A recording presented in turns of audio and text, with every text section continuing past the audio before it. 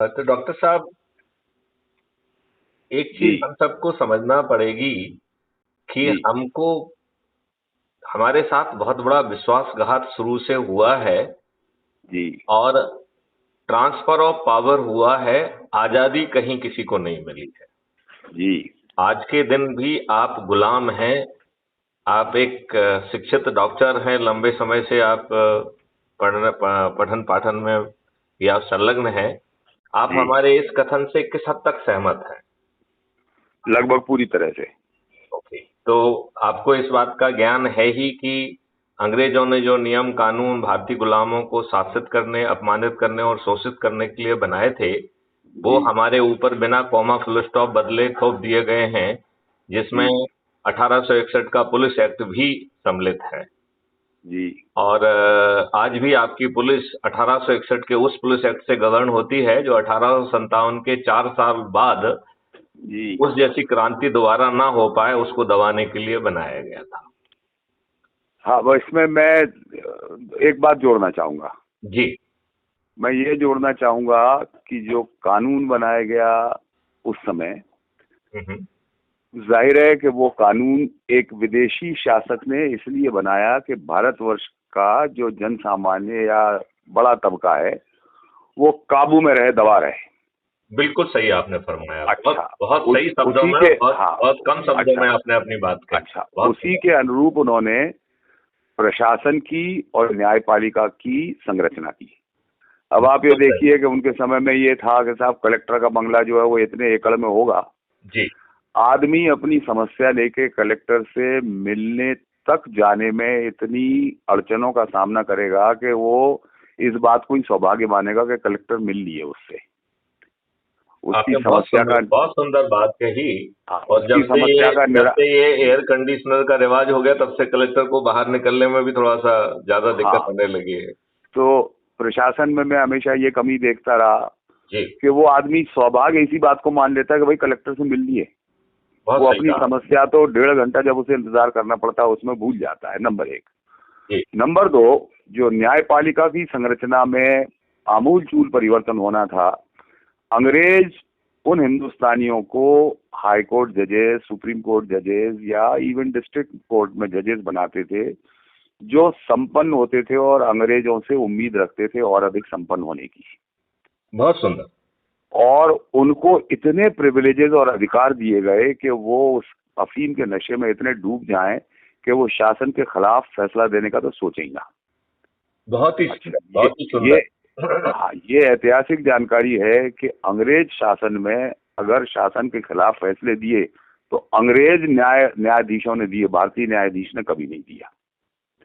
Okay, अब उन्हें हम उन्हें उसी उन्हें शायद हमेशा अपनी प्रतिबद्धता अंग्रेजी शासन के प्रति साबित अ, करनी थी। साबित इतने, करनी थी। भाई इतने प्रिविलेजेस, इतने अधिकार और इतना अभयदान दे दिया था हाई कोर्ट जज को कि वो सोचते थे कि अगर हम इससे निकाले गए तो हम तो फिर कुछ जिंदा ही नहीं रह पाएंगे, ऐसा जलवा कहाँ मिलेगा। बहुत सुंदर। दूसरी चीज, जो न्यायपालिका के अपॉइंटमेंट्स में, जिसपे कि मैंने एक बार यहाँ आंदोलन भी किया था ग्वालियर शहर में, और सुप्रीम कोर्ट तक मैंने उसके सब प्रोसीडिंग्स भेजी थी। जी। कोई 250 परिवार हैं जो भारतवर्ष की न्यायपालिका को कंट्रोल करते हैं। बहुत ही सुंदर, बहुत ही सुंदर। ठीक है साहब, और 250 के बाहर कोई परिवार नहीं है। एक एक इसको परिवार की इसको पांच पांच इसको पीढ़ी। इसको मैं थोड़ा सा आपकी बात को दूसरे शब्दों में रखता हूँ। जी। जैसे संगीत के घराने होते हैं, ये हाँ, जजेस के घराने भी वैसे ही हो गए, राइट? एक एक परिवार की 5-5 पीढ़ियां लगातार हाईकोर्ट और सुप्रीम कोर्ट जज बन रही है। ठीक है साहब। उसके पीछे आप ये देख रहे हैं, जब वो कभी यदि छोटे से ज्वाइन करते हैं तो उनको 100% मार्क्स मिलते हैं इंटरव्यू में। और हाँ, जो अब जो मेरा जो जो एग्जामिनेशन में टॉप करता है उसे 0 मिलते हैं। अब मेरा उसमें जो मेरा जो विचार है वो ये है, मेरे कई मित्र हैं जो आज हाई कोर्ट जजेस हैं। जी। जिंदगी भर इनकम टैक्स की प्रैक्टिस की, वो हाई कोर्ट जज बन गए, अब वो कॉन्स्टिट्यूशनल बेंच पे बैठे हैं जी। और कॉन्स्टिट्यूशनल मसलों पर फैसला दे रहे हैं। जी। ठीक है साहब, कई जो ऐसे हैं कि जिन्होंने जिंदगी भर सिविल प्रैक्टिस की ही नहीं या क्रिमिनल प्रैक्टिस की, वो सिविल केसेस में फैसला दे रहे हैं। अब मैं ये कहता हूं कि आईएएस आईपीएस में एक लड़का जब यंग सिलेक्ट होता है 20-22 साल का, जी। वो अपनी ट्रेनिंग में एसडीएम भी बनता है, तहसीलदार का काम भी सीखता है, पटवारी का भी सीखता है, एडीएम का काम सीखता है, सीईओ जिला पंचायत बनता है, ऐसे ही आपके पुलिस में भी। इसके बाद वो जाके एसपी बनता है, तब तक उसके पास इतना अनुभव हो जाता है कि उसे हर तरह का ज्ञान हो जाता है। बहुत सुंदर। हमारी जुडिशरी में ये करना चाहिए कि भाई जैसे हम ऑल इंडिया एग्जामिनेशन करके एडमिनिस्ट्रेटिव सर्विसेज में, पुलिस सर्विसेज में, फॉरेन सर्विसेज में, फॉरेस्ट सर्विसेज में अपॉइंट करते हैं, हम जुडिशियल सर्विसेज में अपॉइंट करेंगे। आप लोअर कोर्ट में बनिएगा मजिस्ट्रेट, फिर मजिस्ट्रेट से आप फर्स्ट क्लास मजिस्ट्रेट बनिए, फिर आप एडीजे बनिए, फिर आप सीजे बनिए और डीजे बनिए। देखिए, आपने जो है एक बिंदु को इसमें लिया है कि ट्रांसपेरेंट, फेयर और मेरिट बेस्ड सिलेक्शन हो। मेरिट बेस्ड होना चाहिए। अब मैं नहीं, आपसे लेकिन कहता हूँ कि मुझे अगर मुझे एक और डायमेंशन पे जो है अपनी बात जोड़ना है कि जी, जो जज है, he should not treat himself Lord. नहीं वो उसकी गलत है ना, मैं उसी उसी पे आ रहा हूँ ना। अच्छा। अब होता क्या है कि एक वकील साहब ने जिंदगी भर प्रैक्टिस की, प्रैक्टिस करने के बाद वो एकदम से हाईकोर्ट जज बन गए तो मी लॉर्ड हो गए वो। हम्म। लेकिन यही वकील साहब अगर थ्रू दी मिल आएंगे, जैसे कि एक आदमी कलेक्टर तक पहुंचते पहुंचते 10 साल लग जाता है, बिल्कुल सही है। एसपी तक पहुंचते पहुंचते 10 साल लग जाता है, हर जगह धक्के खाए होते हैं उसने। बिल्कुल ठीक है। जब जब ये अगर हाईकोर्ट जज बनेंगे तो ये अनुभवी होंगे, जनजीवन देखा होगा। और उससे ऊपर बात मैं ये कहता हूं कि अगर 17 वर्ष के एक बच्चे को ये मालूम है कि मैं ईमानदारी से परीक्षा पास करके कंपटीशन में सिलेक्ट होकर 40 साल की उम्र तक हाईकोर्ट जज बन सकता हूं, तो वो क्यों डॉक्टरी, इंजीनियरिंग, आईएएस और आईपीएस के पीछे भागेगा? जो बेस्ट पॉसिबल टैलेंट होगी वो आएगी जुडिशरी में कि यार मुझे हाईकोर्ट जज बनना है। बहुत सुंदर। लेकिन आज ये नहीं है। अब आप इंडिया टुडे का एक सर्वे में कोट करता हूँ, जी 2004 का सर्वे था, 12वीं क्लास का।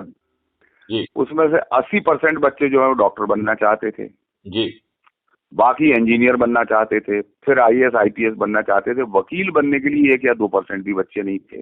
जी लेकिन आपके सारे हाईकोर्ट सुप्रीम कोर्ट जजेस आ रहे हैं वकीलों में से।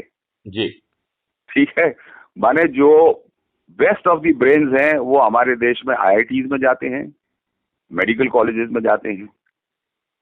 जो पुअरेस्ट ऑफ दी ब्रेन्स हैं वो हमारे यहाँ वकील बनते हैं, उनमें से हाई कोर्ट जज और सिविल सुप्रीम और कोर्ट के जज उसके बनते हैं। टूरिस्ट जो है वो राजनेता बनते हैं। हाँ, वो तुच्छ तो बनते हैं। जिनके लिए तो ब्रेन होना जरूरी नहीं है, उनके नहीं लिए है। तो जरूरी नहीं है कि वो चपरासी की योग्यता रखें। हाँ, ना रखें। तो एक तो ये जो अंग्रेजों के सिस्टम का, जुडिशरी का सिस्टम है, इसमें पूरा परिवर्तन आना चाहिए। जैसे अब एक एग्जांपल देता हूँ आपको। जी एक स्टे की प्रथा है हमारे कानून में। जी जज को कुछ नहीं आया, मसला आया, उन्होंने कहा जी स्टे दे दो। जी अब स्टे की प्रथा अंग्रेज ने इसलिए लाई थी कि भारतीय प्रगति ना कर पाए। बिल्कुल सही बात है। स्टे दे दो। मेरे को एक कॉलेज खोलना है साहब, कॉलेज खोलना है तो मैं देश के प्रति योगदान कर रहा हूँ। बिल्कुल सही बात। जरा से ऐतराज पे जज स्टे दे देगा। बिल्कुल अब ठीक है। मेरा ग्वालियर शहर तो एक एजुकेशनल इंस्टीट्यूशन से वंचित हो गया बहुत सुंदर। आपके स्टे से। बिल्कुल ठीक बात। आप है ना, स्टे की एक लिमिटेड लाइफ होना चाहिए और स्टे विद रीजन होना चाहिए। यहाँ बिना किसी रीजन के स्टे दिया जा सकता है। बहुत ठीक कहा आपने। ठीक है। तीसरी चीज, ये जो कॉलेजियम सिस्टम है आपका एट प्रेजेंट, जी ना तो इसका कोई ऑफिस, ना इसका कोई रिकॉर्ड। 3 जजेस साथ में बैठ गए, उन्होंने रिकमेंड कर दिया, फला आदमी रातों रात हाई कोर्ट जज बन गया। जी जी जी अब बिल्कुल सही। इसके अगेंस्ट, बहुत सही। इसके अगेंस्ट आप यूएस में अगर जाएं हाँ हाँ। तो जैसे हिंदुस्तान में ये कायदा तो है कि 50% of the parliament should vote against high court जज to remove him from the position. हाँ तो फिर ये कायदा भी होना चाहिए कि 50% of the parliament should vote for him to appoint him as a high court जज। बहुत सुंदर, बहुत सुंदर। ये कायदा भी होना चाहिए। बिल्कुल सही बात। अब अगर आप इसको रिकॉर्ड कर रहे हैं एक इंटरव्यू के तौर पे, तो मैं आपको यूएस का सिस्टम हाईकोर्ट जज बनने का कितना फुल प्रूफ है। अपन मेरा सोचना ये है कि हम सभी सिस्टम को स्टडी करें जी और हमारी ओरिजिनलिटी हमारी थिंकिंग में दिखना चाहिए, और हम जहाँ कहीं भी संभव हो उसके पैरेलल हम यदि वैदिक ज्ञान से लेंगे तो हम जी। इस देश का भी भला कर पाएंगे और इस विश्व का भी भला कर पाएंगे।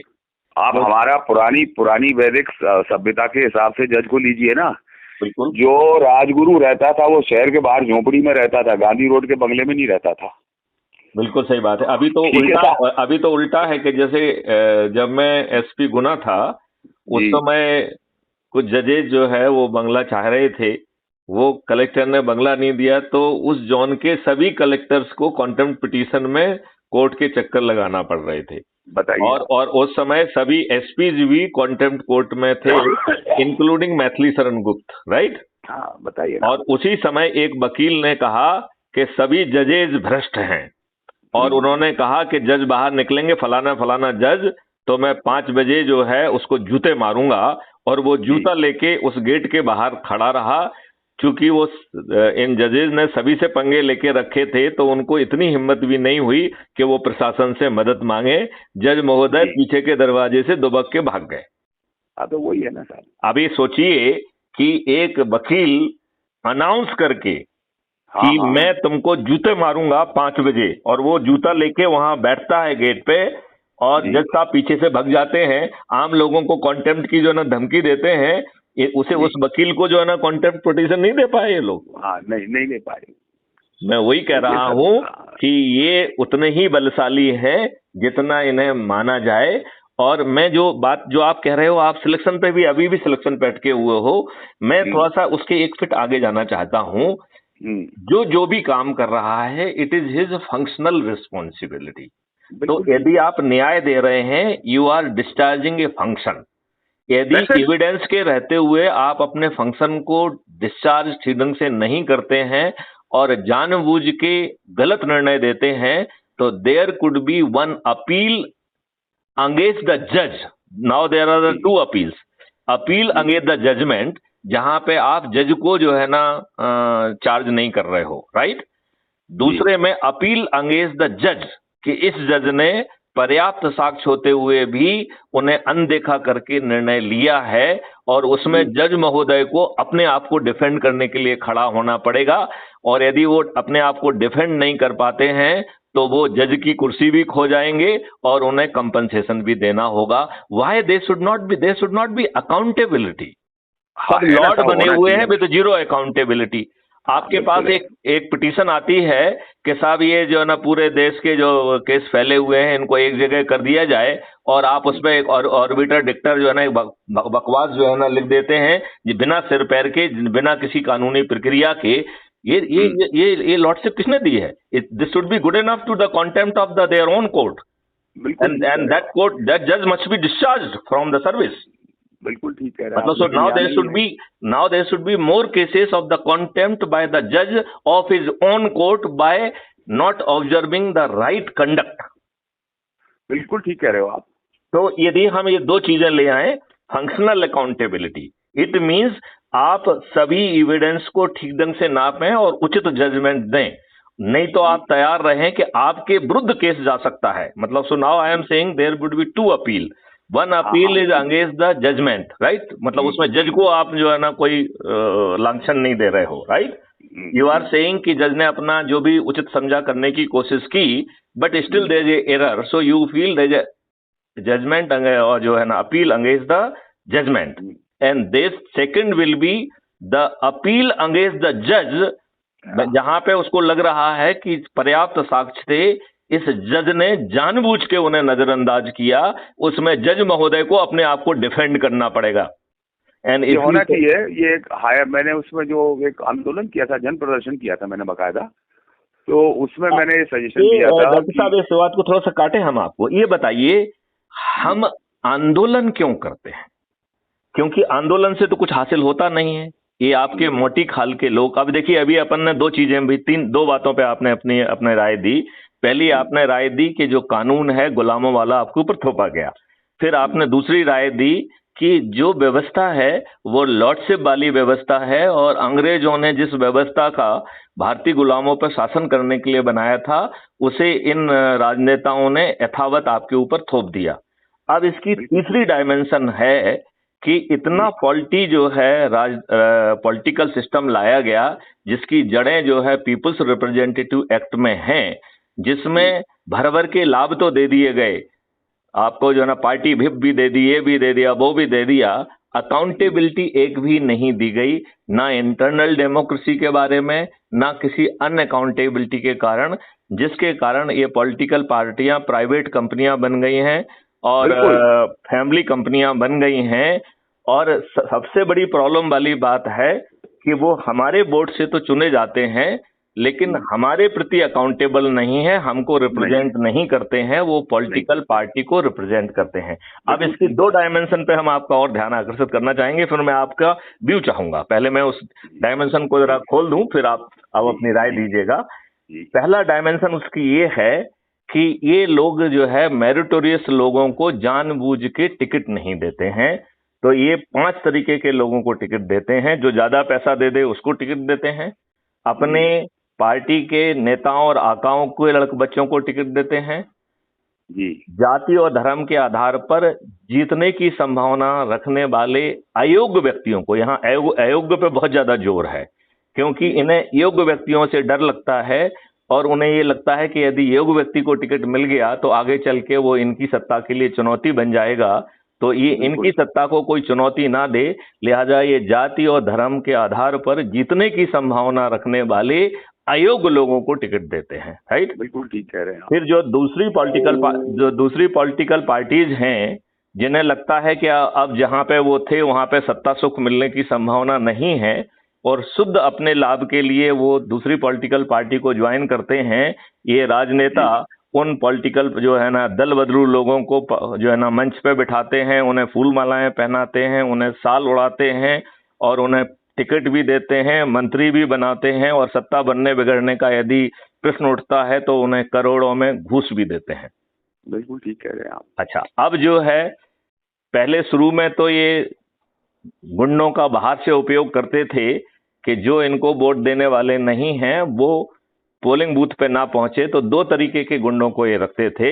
एक गुंडे होते थे जिनका काम होता था कि तुम्हें जो करना है सो करो, गोली मारो, हत्या करो, जो कुछ करना है करो, ये हमारे फेवरेबल जो क्राउड है ये पोलिंग बूथ तक नहीं पहुंचना चाहिए।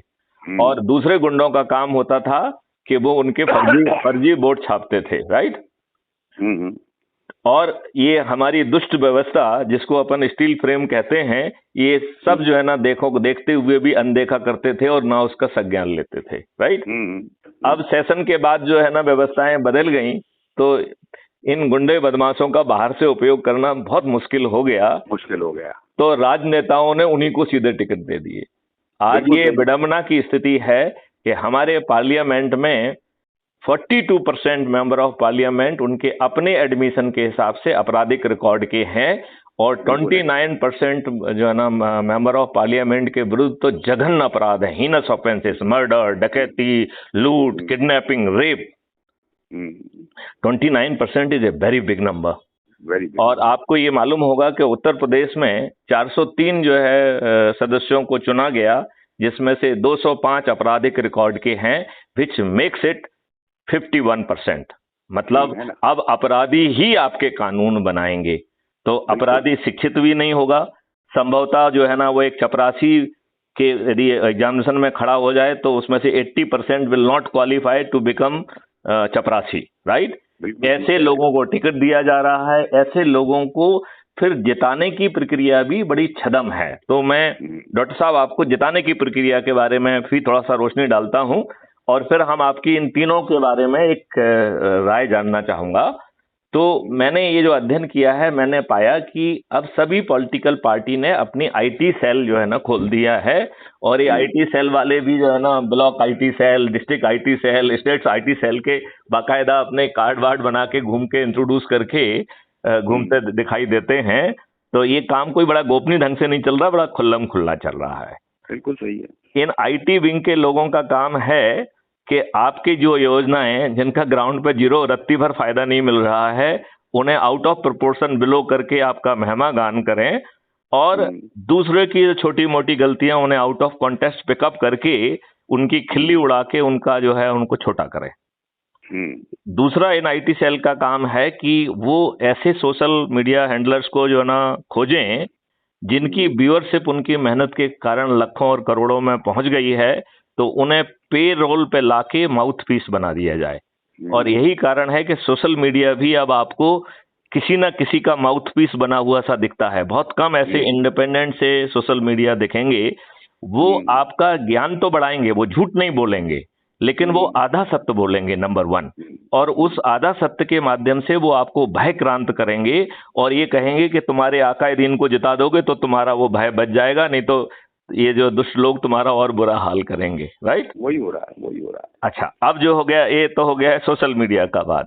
अब इन्होंने जो है प्रिंट मीडिया को भी पेड कर दिया है, इलेक्ट्रॉनिक मीडिया को भी पेड कर दिया है, और अभी कुछ चुनावों से तो जो है आम सभाएं भी पेड हो गई हैं, बसें भेजी जाती हैं, ट्रक भेजे जाते हैं, बिल्कुल बिल्कुल, लोगों को इकट्ठा किया जाता है जिनका उस नेता से कोई लेना देना नहीं है, और उनको उनके लिए लंच डिनर और ब्रेकफास्ट की व्यवस्था होती है, और उन्हें 500 रुपए ऊपर दिया जाता है। तो करोड़ों रुपए खर्च किए जाते हैं इन आकाओं की मीटिंग के लिए, एक आभा मंडन के लिए। बिल्कुल। फिर इन्होंने एक सर्वे का एक मॉडल निकाला है। तो सर्वे का काम यह है कि उनको अपनी एनालिसिस दो कि तुम कहां जीत रहे हो, राइट? उसको वो जो है सर्वे का नाम देके जो है ना उसी चीज को छाप देंगे, राइट? तो एक इंप्रेशन और हवा बनेगी। उस हवा को जो है ना ये राजनीतिक पार्टी वाले एक्चुअल में जो है लोगों को भ्रमित करके वोट में कन्वर्ट करके फिर जो है जिसने सर्वे किया है उसका एसोगान करते हैं, जबकि वो सर्वे पूर्णतया फर्जी और पेड है। और पेड है, उसमें मुफ्त का नहीं है, पेड है वो। फिर आप देखिए इसके बाद जो है तो इनकी आम सभाएं पेड हो गई, सर्वे पेड हो गया।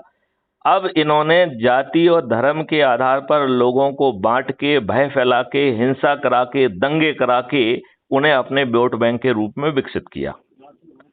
अब इसके नेक्स्ट स्ट्रेटेजी है कि कहना चाहिए कि फ्रीबी बांटकर, दारू बांटकर, पैसे बांटकर वोट, जो गरीब लोग हैं बेचारे, तो पहले उन्हें गरीब रखा गया है, फिर जगह जगह पे उन कलारी की दुकानें खोल दी गई हैं, और फिर जहां कलारी की दुकान नहीं है वहां पाउच पहुंचा दिए गए हैं इल्लीगली, नियम विरुद्ध, और सभी युवाओं को और अधिकांश लोगों को दारूखोर बना दिया गया है।